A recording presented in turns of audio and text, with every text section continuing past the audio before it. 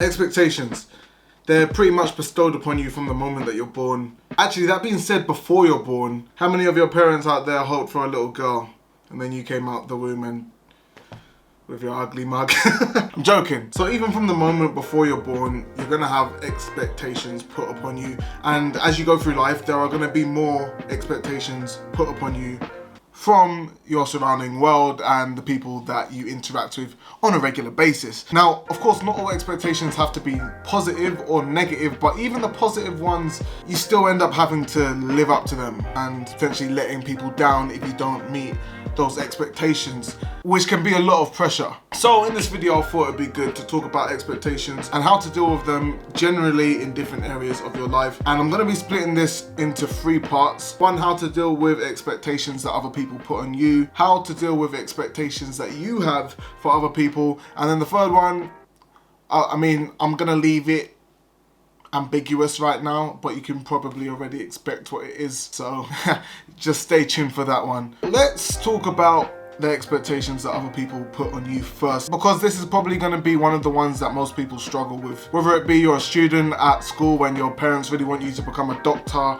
or a lawyer, or even something more trivial like, I don't know, your mates expect you to go out drinking with them every Friday night, for example. Now, I think there are 2 types of expectations when it comes to this, because one, you've got, like I said, your parents just hoping that you become a doctor or a lawyer, maybe because that's just something that they've always thought that you would be able to achieve and become. And then you've got, like I said, your friends expecting you to come out on a Friday night, which may have been built because of your previous habits or something that you've done regularly, so they expect you to carry on doing so. Now, this can be positive and negative. Like I said, your parents want you to become a doctor or a lawyer. If it's something that you want to do, it's still positive in some way. Of course, they should listen to your own hopes and dreams and you should follow your own path, but it's more positive than a negative expectation that someone might have. Let's say that you've been late to class a few times and your teacher just expects you to be late all the time. That's a negative expectation, but it's from something that you've done over and over again, which has led them to have this belief, and they don't want to get their hopes up that you, Johnny, arrive on time for once. God damn, they really wanted you to learn about photosynthesis that day.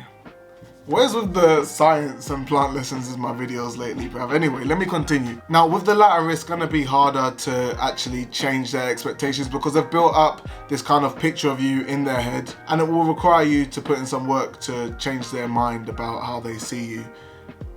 Are you willing to put in the work? That's up to you. So the first fix is to communicate about everything. Like I said, if your parents are expecting you to become a lawyer or a doctor or an engineer or whatever, and you don't want to do it, it's a hard conversation to have, but you need to speak to them at some point to let them know, hey, that goal is not my goal. That's your dream. I'm not trying to pursue it. Now, of course, they might be like, no, of course, you're silly. But if you keep telling them that, hey, this is not a reality, this is what I'm actually going to do, then soon enough it will hopefully click, if they're not thick, and that you are not going to pursue whatever it is that they think that they wanted you to pursue. And there you go, expectations somewhat managed. At this point, we move on to actually handling these expectations, and it's going to be difficult depending on the scenario you're in, of course. You should prepare for the problem and prepare for the fact that your parents might not take your response to their expectations nicely, for lack of better words, and you're gonna have to be okay with that. I don't like to say that you should think about bad things all the time, but what I do is always think about the worst possible scenario. Don't dwell on it for too long, but it helps for you to understand that if it actually came down to this, how would I be able to respond? Is it gonna be the end of the world?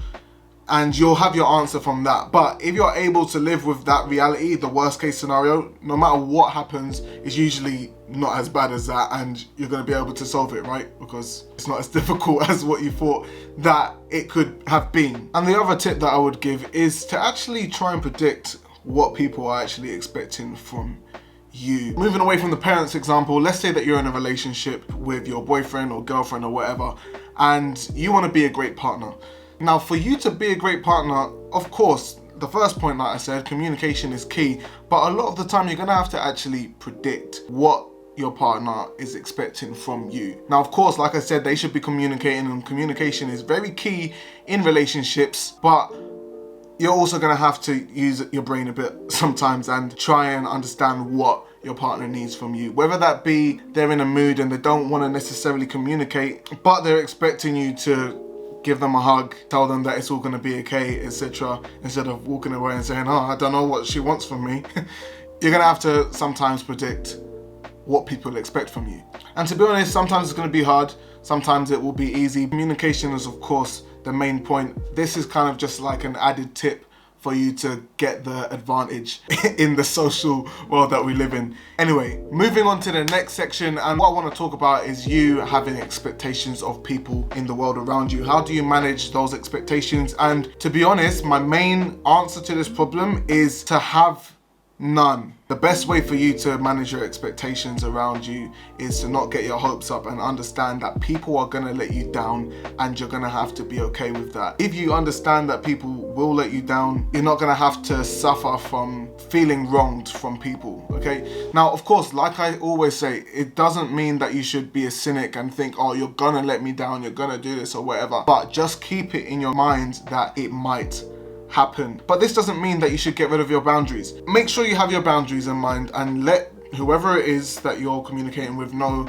that if you're going to cross this boundary, then I am going to act in a certain way. There are going to be consequences for said actions. So at the end of the day, having low expectations of the people around you is only going to I feel like I sound like such a cynic when I'm saying this, but it's true.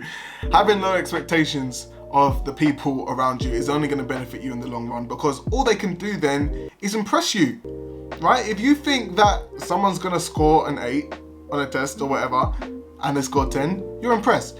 Don't let them know, okay? Make sure, don't let the people around you know that you have low expectations of them, okay? But it's just for yourself. Personally, don't expect things too highly of others. Moving on to the third thing, and I didn't reveal it at the beginning, but this is all about having expectations for yourself. This is one that's really important to manage, because if you do manage it well, you're going to be able to have a stronger mindset, and then the expectations that other people have of you may not impact you as much, right? It's about having a stronger head at the end of the day. So first thing that I want to say is that you should not be comparing yourself against others. Now, there's been so many anecdotes of why this doesn't work and it's not helpful for you. Comparing yourself to others and thinking, oh, this guy was a master pianist at age 18 and I'm 25 and I haven't even got there yet, is not going to help you at all, because that's them and you are you.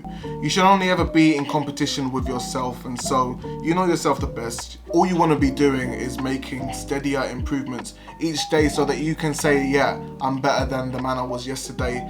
The person tomorrow will be better than the person I am today. Wow, I'm feeling like a sage right now, bro. Feeling like a sage. No Naruto. I'm talking like old man.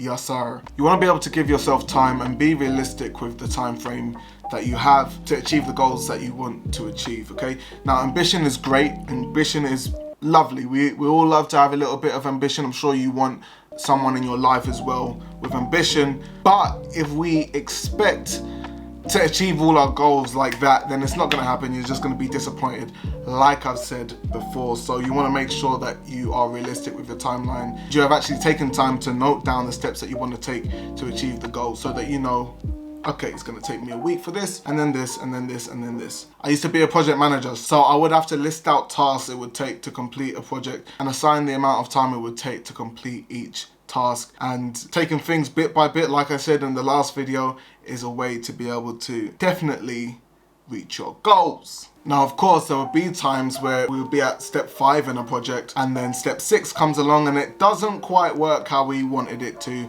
and then we've got to rethink things, which is okay, and you should do the same thing with yourself. If you're at a point in your journey and something doesn't go exactly according to plan like you had hoped it would, then it's okay. Take time to think back, reflect on the situation, and figure out what steps you need to take now to be able to still get to your end goal. It's not going to help if you start panicking and think, oh shit, everything's fucked up now.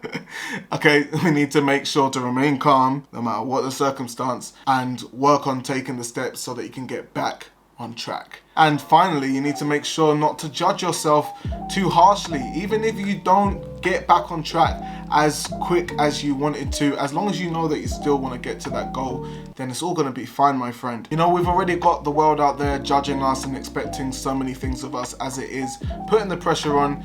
The last thing that you need to do yourself is add to that, and it's okay for you not to have that millionaire business idea by the age of 21, my guy.